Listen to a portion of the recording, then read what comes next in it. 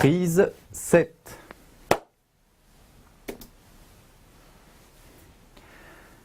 Bonjour à toutes et tous et bienvenue dans ce second module qui sera consacré à l'économie circulaire en tant que modèle économique et à l'éco-conception comme levier de réalisation de l'économie circulaire. Nous aborderons tout d'abord dans ce module les objectifs de l'économie circulaire en détaillant la logique cyclique qui la caractérise par rapport à l'économie classique et linéaire. Nous verrons aussi quels principes et actions sont nécessaires pour intégrer l'économie circulaire au sein d'une activité économique. Différents leviers de l'économie circulaire seront abordés au long de ce MOOC, mais dans ce module plus précisément, nous nous concentrerons sur l'un d'entre eux, l'éco-conception. Nous verrons comment cette approche en cycle de vie permet aux entreprises de développer concrètement des produits et des services moins impactants, tout en considérant une logique de retour économique positive. Nous observerons ensuite les avantages économiques, sociaux et bien sûr environnementaux propres à cette démarche. Nous illustrerons ensuite l'éco-conception au travers de plusieurs exemples entrepreneuriaux concrets et terminerons par la découverte des outils qui permettent l'application de la démarche au sein de l'entreprise.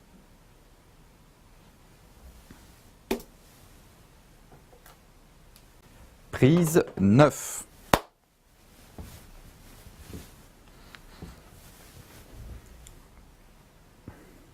Nous l'avons vu dans le module introductif, les externalités liées à nos activités humaines renforcent des phénomènes négatifs, comme le réchauffement climatique, la perte de la biodiversité ou l'épuisement des ressources.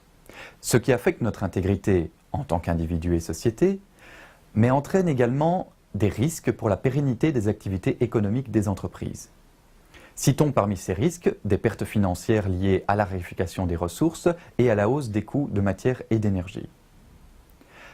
Nous avons également vu qu'en 1972, le Club de Rome dresse le constat qu'on ne peut pas faire de la croissance infinie avec des ressources finies. Il appuie dès lors le besoin d'une innovation durable fondée sur la valeur d'une part et le découplage entre croissance économique et extraction des ressources de l'autre. Pour soutenir cette innovation, il nous faut donc sortir de la logique linéaire et rentrer dans la perspective dite circulaire. Concrètement, aujourd'hui, les modèles économiques sont encore focalisés sur une approche basique qui consiste à extraire les ressources naturelles, les transformer, les utiliser et les jeter sous forme de déchets. Perspective éminemment linéaire. Pour parvenir aux objectifs d'innovation, de valeur et de découplage, il faut donc circulariser nos modes de production, c'est-à-dire passer par un schéma industriel davantage fondé sur la régénérescence des matières et permis grâce à la révision de nos modes de design, de conception et la révision de nos business models. Le modèle de l'économie circulaire, au sens présenté ici par la Fondation MacArthur, est caractérisé par deux éléments clés. D'une part, les cycles biologiques et d'autre part, les cycles technologiques. Le premier cycle, le cycle biologique, est tout simplement calqué sur celui de la nature. Tout ce qui est produit est consommé, le soleil est la source d'énergie principale et les déchets servent aux autres organismes.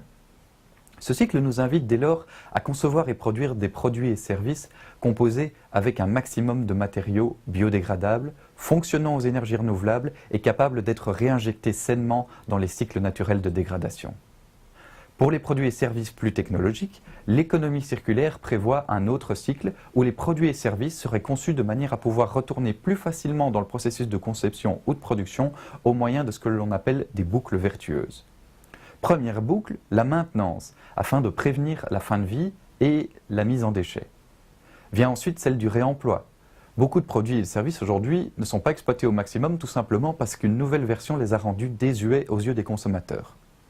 Troisième boucle vertueuse, le remanufacturing, c'est-à-dire la reconception d'un nouveau produit à partir notamment d'éléments d'anciens produits. Et enfin, la boucle du recyclage, en tout dernier recours, ce afin de réinjecter dans le cycle de production des matériaux dont les propriétés techniques sont encore préservées.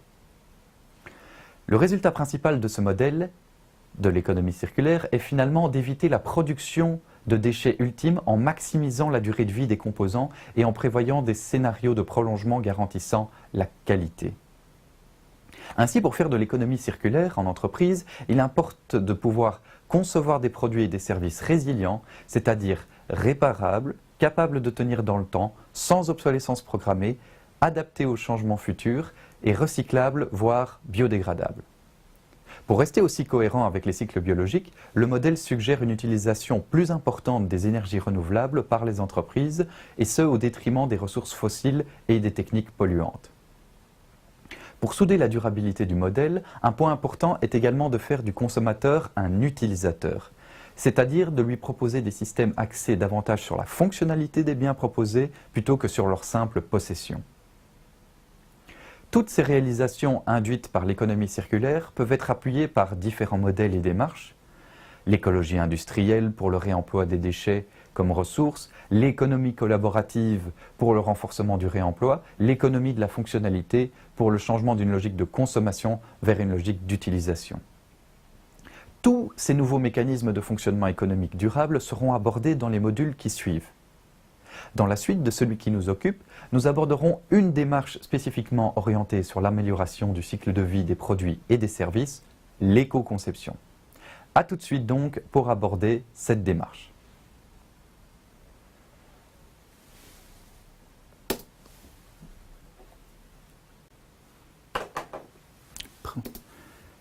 Prise 13.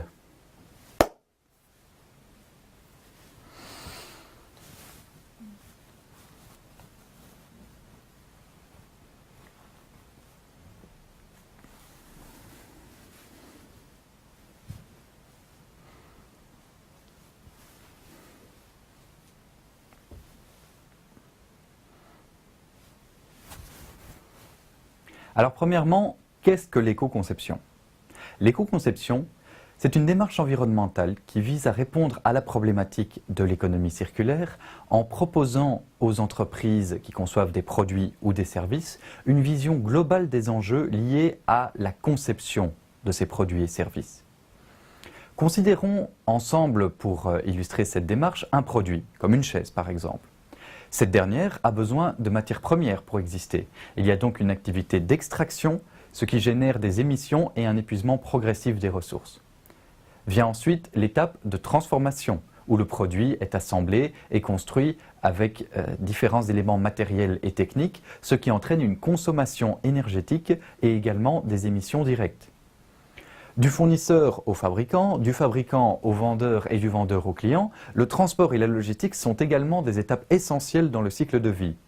Et en fonction des moyens employés et des distances parcourues, les émissions de gaz à effet de serre peuvent être plus ou moins importantes. Vient ensuite la phase d'utilisation, dont la durée est variable en fonction de la conception robuste et de l'usage fait du produit. Cette étape est souvent productrice en déchets d'emballage et en consommation énergétique si le produit est électronique. Enfin, lorsque le consommateur le considère comme tel, le produit devient un déchet et entre dans ce qu'on appelle l'étape de fin de vie, où il suit des voies classiques et peu valorisantes de traitement comme l'incinération ou l'enfouissement.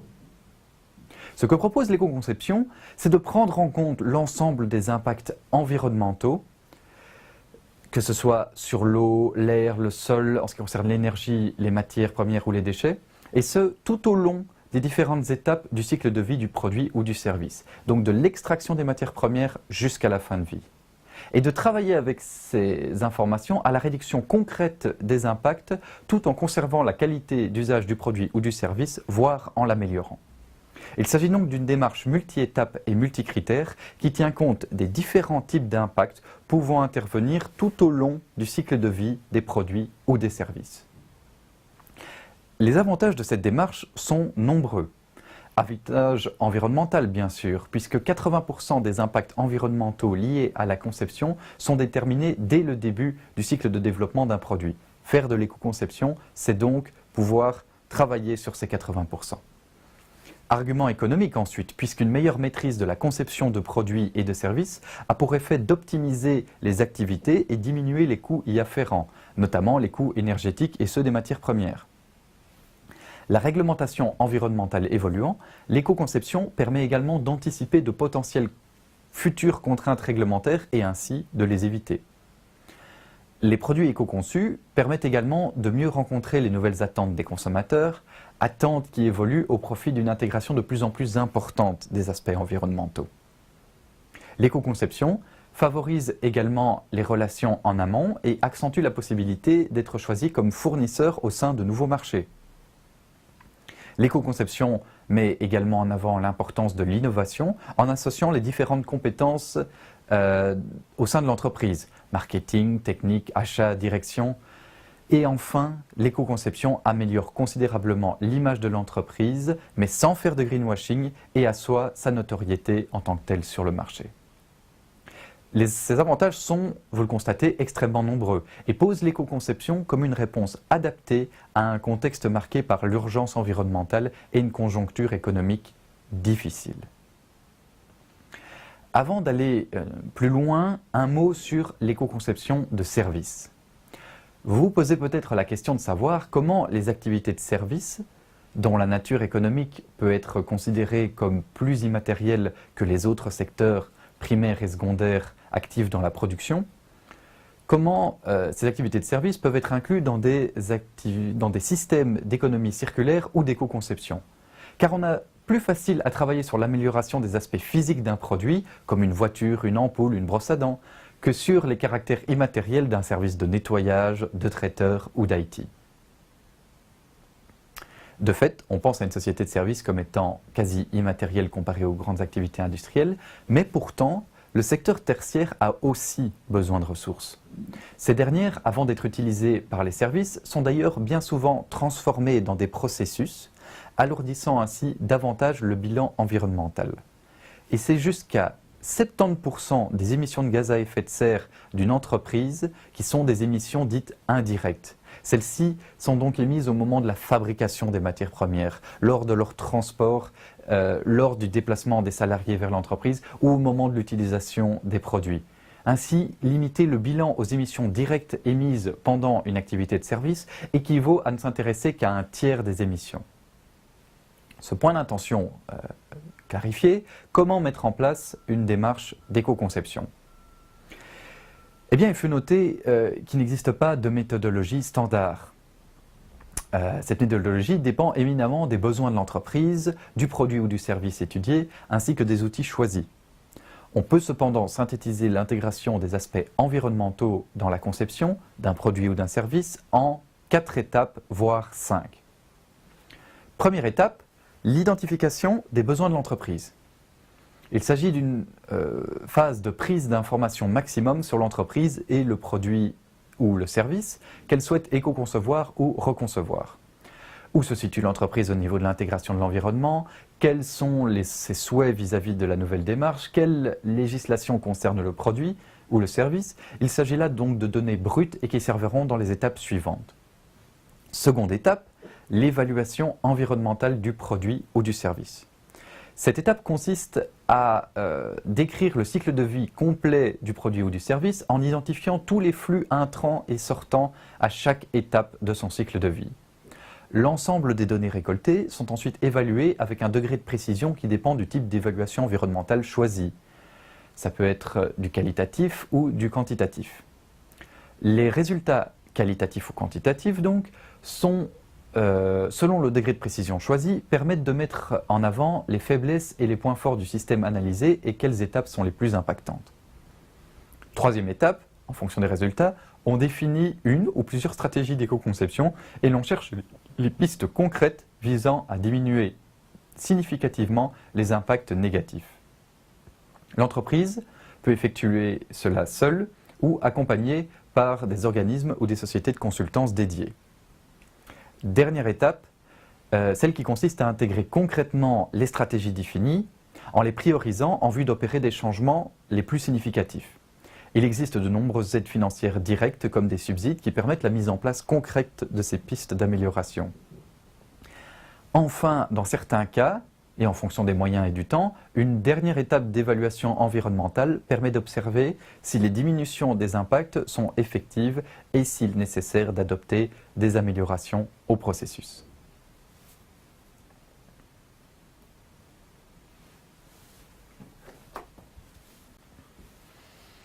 Prise 15.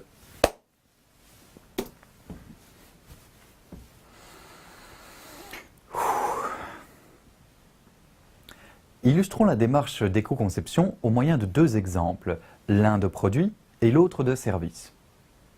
Vous vous souvenez de l'exemple de la chaise. Reprenons-le dans la réalité avec la reconception d'un best-seller de la marque Steelcase, le siège appelé Please. En 2004, l'entreprise américaine souhaite remplacer le siège Please existant par une nouvelle version plus performante, moins chère et plus responsable pour l'environnement. Pour cela, elle se fixe 4 axes de travail. Exclure les matériaux nocifs, réduire le nombre de composants, réduire le poids du siège et réduire le volume de l'emballage. Elle engage alors son département de recherche et développement afin de parvenir aux résultats escomptés. Voici donc l'ensemble des pistes d'amélioration effectuées en matière d'éco-conception. Au niveau des matières premières, premièrement, plus de colle, les tissus et les tétières ainsi que les accoudoirs du siège sont amovibles, ce qui permet de prolonger sa durée de vie. Plus de zamac ou de PVC et une présence limitée de zinc. En plus de l'exclusion donc de ces matériaux problématiques, la société inclut 32% de matières recyclées ainsi qu'une peinture en poudre sans composés organiques volatiles. La conception repensée permet lors de la fabrication de réduire également les composants de 30%, ce qui entraîne directement une réduction du poids du siège de 16%, c'est-à-dire environ 4 kg. Cette réduction du poids est donc favorable à l'étape de transport, mais ce n'est pas tout, puisque les sièges ne sont plus livrés entiers, mais avec leur dossier prêt à être monté, ce qui réduit le volume de l'emballage de 30% par rapport à celui d'un emballage standard. Ce qui a entraîné des bénéfices économiques et environnementaux immédiats de l'ordre de 300 camions de moins sur la route et 52 000 litres d'essence en moins par an. Au niveau de la phase d'utilisation, les pièces, bien que solides, sont remplaçables en cas de problème, ce qui prolonge la durée de vie du produit, et l'absence de substances dangereuses dans ce produit, quant à elle, améliore la qualité de l'air à l'intérieur. En cas de fin de vie, le produit est recyclable à 99%.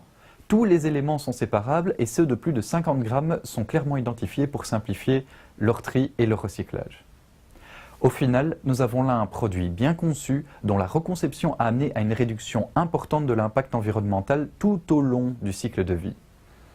Cela lui a apporté également à l'entreprise un retour économique positif avec la réduction des matières premières nécessaires, ainsi qu'une réduction liée au transport et à une augmentation des ventes auprès d'un public plus réceptif à la question environnementale. Et enfin, évidemment, une image renforcée et récompensée par plusieurs prix. Au niveau des activités de service, prenons l'exemple de Carodec, une société de négoce en matériaux de construction et d'équipement. Elle ne produit donc pas ses produits, elle vend des produits. Et donc au niveau des matières premières, eh bien, la politique d'achat est extrêmement stricte, en privilégiant les marchandises naturelles, renouvelables, recyclées ou recyclables, issues des circuits courts et produits dans des conditions de travail décentes sur le plan de la santé humaine et de l'environnement. Dans l'étape de fabrication, qui ici correspond davantage aux services donnés par l'entreprise, c'est le management environnemental du site qui prime, avec la récupération d'eau de pluie pour le nettoyage et les installations sanitaires, l'éclairage économique, l'emploi de chariots élévateurs fonctionnant en gaz ou encore la gestion efficace des déchets produits lors de l'activité de service. Au niveau des transports et de la logistique, la société applique ce qu'on appelle la logistique inverse sur ses chantiers. C'est-à-dire que s'il a une livraison de matériel à faire, elle se charge de récupérer certains déchets de construction présents sur le site, principalement des matériaux non utilisés ou délabrés. Ainsi, ces derniers peuvent être valorisés et le camion ne retourne pas à vide. Pour optimiser la phase d'utilisation des matériaux qu'elle vend, Carodec organise également des formations gratuites et ouvertes à tous sur le thème des matériaux qu'elle vend et de leur bonne utilisation. Enfin, pour la fin de vie, les matériaux récupérés sur chantier dont nous avons parlé sont donc remis en état via une entreprise d'économie sociale avec laquelle Carodec est associé.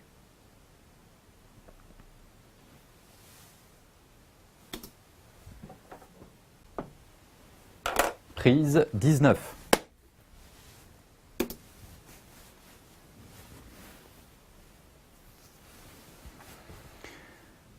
Abordons maintenant les différentes approches et outils d'éco-conception. Il existe deux principales manières d'analyser le cycle de vie d'un produit ou d'un service. Chaque approche ayant ses avantages et ses inconvénients et surtout des outils qui leur sont associés. Démarrons par l'analyse quantitative, qui, comme son nom l'indique, vise à quantifier les impacts tout au long du cycle de vie du produit ou du service considéré. Elle utilise pour cela la méthodologie d'analyse cycle de vie, ou plus communément appelée ACV. Cette méthodologie est standardisée par des normes internationales et vise à analyser en détail chaque action nécessaire à l'existence du produit ou du service, et ce, tout au long du cycle de vie. L'avantage de la CV est qu'elle permet réellement la comparaison entre produits sur une base quantitative stricte et avec un fort degré de précision technique. Il s'agit par contre d'un processus long, exigeant, coûteux et réalisable uniquement par des sociétés professionnelles externes, ce qui pour une petite entreprise peut être un facteur handicapant. Alors, pour pallier à cela et rendre l'approche quantitative en éco-conception plus accessible, l'ADEME, donc l'Agence pour l'environnement en France, a développé l'outil bilan produit. À ce jour, il s'agit encore d'un des seuls outils d'évaluation quantitative gratuit de qualité. Il s'agit du même principe que l'analyse cycle de vie, mais sous forme simplifiée, tant dans son fonctionnement que dans la présentation des résultats. Dernier outil de l'analyse quantitative que je souhaitais vous présenter, l'Equalizer 2.0. Un outil d'éco-conception développé par l'Agence flamande de gestion des déchets et des ressources et proposé en français par l'UCM. L'outil se présente physiquement comme ceci, un éventail de type Pantone constitué d'une centaine de fiches présentant la charge environnementale d'éléments que l'ingénieur ou le designer doit traditionnellement sélectionner lors du développement d'un produit, que ce soit les matériaux de base, mais également les composants électriques, les modes de jointure, les types d'énergie employés dans la production industrielle, les modes de transport, etc. Chaque fiche parvient à rassembler l'ensemble des impacts environnementaux dans un score d'un élément, donc dans un score unique, et ce, aux différentes étapes de son cycle de vie, production, transformation, fin de vie. Le professionnel a ainsi en un tour de main une vision claire sur les étapes de conception les plus impactantes de son activité. Il peut dès lors, avec l'outil, à nouveau moduler les propriétés de son produit pour générer facilement des alternatives de conception et comparer leur qualité environnementale. Mais faire de l'éco-conception, ce n'est pas qu'une histoire de chiffres et d'analyse quantitative. Cette approche nécessite d'ailleurs souvent des connaissances préalables et requiert un temps, voire des coûts importants pour se réaliser. Il existe dès lors un autre type d'approche destinée aux entreprises qui souhaiteraient aborder et introduire l'éco-conception dans leur fonctionnement, mais sans trop alourdir leurs coûts ou leur charge de travail. L'approche qualitative, qui comme son nom l'indique aussi, vise à interpréter la qualité de la démarche de l'entreprise et la conseiller sur les pistes d'amélioration. Il existe en Belgique toute une série d'organismes d'accompagnement que les entreprises peuvent consulter pour ce type d'analyse. Depuis 2012, la cellule éco-conception de l'UCM, dont je fais partie, accompagne par exemple les entreprises bruxelloises, tous secteurs confondus, à l'intégration efficiente de l'environnement au sein de leur activité économique. Nous utilisons pour cela la méthode du prédiagnostic, développée par le pôle éco-conception de Saint-Étienne en France. Cette méthode nous permet de dresser une analyse qualitative des enjeux environnementaux et économiques sur une base de plus de 400 critères d'éco-conception.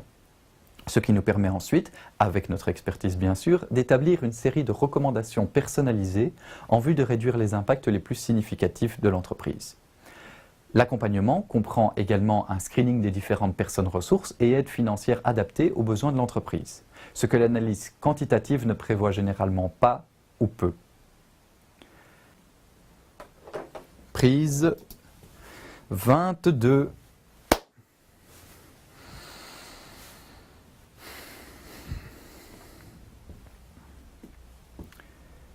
Voilà, vous en savez maintenant plus sur le modèle de l'économie circulaire et sur la démarche d'éco-conception comme levier pour son application. Merci à toutes et tous d'avoir suivi ce module. On se retrouve dans le prochain thème qui sera consacré au modèle économique qui mise sur la proximité et la relocalisation géographique des entreprises pour générer une activité durable.